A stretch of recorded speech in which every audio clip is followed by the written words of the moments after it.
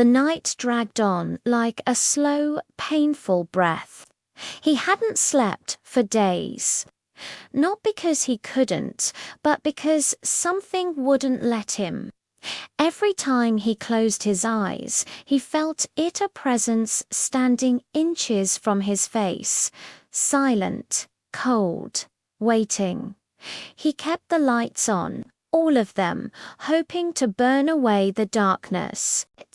But the shadows still followed him, clinging to the edges of the room, moving when he didn't look. He tried ignoring them. He tried pretending things were normal, that he was just tired, that this was all in his head. But nothing was normal anymore, not after the mirror spoke. Not after his own reflection smiled back at him, an empty, chilling grin that wasn't his. He began to pace, a frantic, caged energy pulsing through him. His fingers traced the patterns on the wallpaper, the cold plaster of the walls, as he whispered a desperate mantra to himself. Stay awake, stay awake, stay awake. He thought if he could just outlast the night, outlast the exhaustion, he could win. But the silence, that oppressive, heavy silence, suddenly broke. It wasn't a sound he could hear with his ears, but a feeling that resonated deep in his bones. Someone else was in the room. He froze mid-step, his breath catching in his throat. The air felt wrong, too heavy to breathe, thick with an unseen static. He turned slowly, every muscle in his body trembling, his eyes scanning the empty corners of the room. He saw nothing, absolutely nothing. But he felt eyes on him, watching, studying, almost curious. Then a soft knock echoed through the room, 3 slow, deliberate knocks. Not on the door, not on the window, but from inside the walls. A cold dread washed over him, weakening his knees, making his hands shake violently. The knocking continued, a steady, rhythmic beat, as if something trapped inside the walls was trying to get out, tapping a patient, terrifying message. He stumbled back, his voice a choked whisper. No, no, please, no. As if responding to his plea, the wall pulsed. It swelled outward slightly, then receded like a grotesque lung taking a slow breath. A thin crack appeared in the plaster. Hairline at first, then widening slowly, painfully, like a wound opening in the very fabric of reality. And through it, he saw an eye. It wasn't human. It wasn't the eye of any animal he could name. It was something else entirely, ancient and alien. It stared at him without blinking, a flat, depthless gaze that seemed to see right through him, into the darkest corners of his soul. He stumbled backward, tripping over a small table and crashing hard onto the floor. The eye followed him.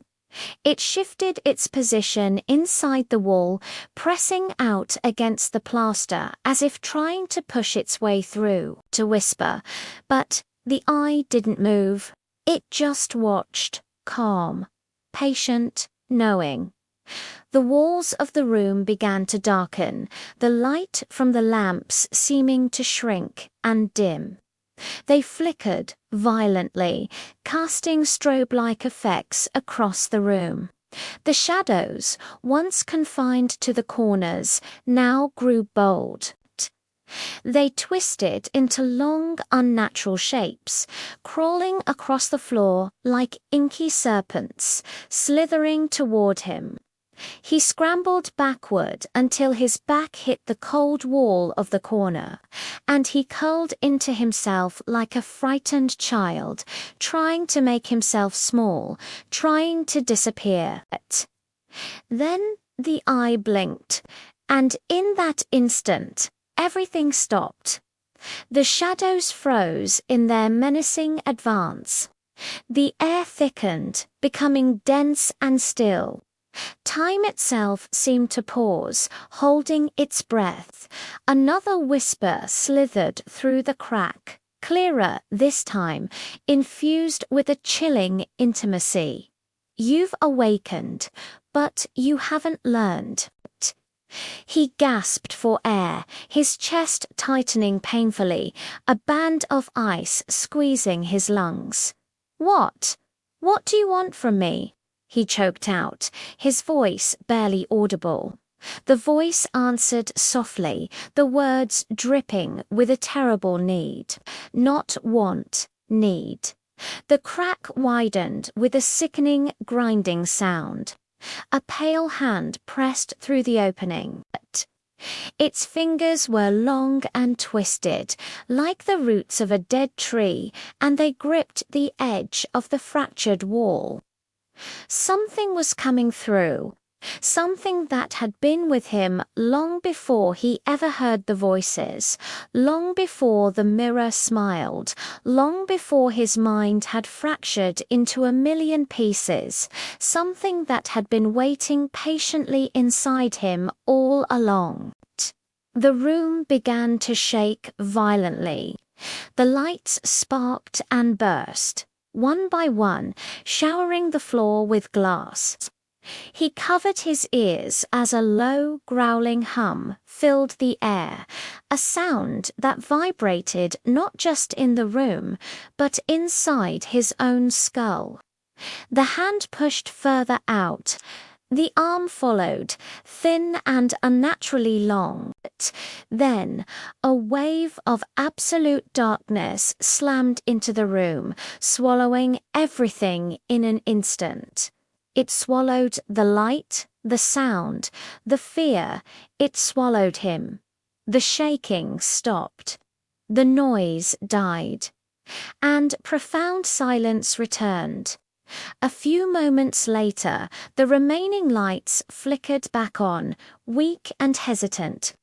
The room was empty. He was gone, not missing, not taken. He was just gone. And the crack in the wall, the wound in reality, slowly sealed itself, the plaster knitting back together as if it had never been broken.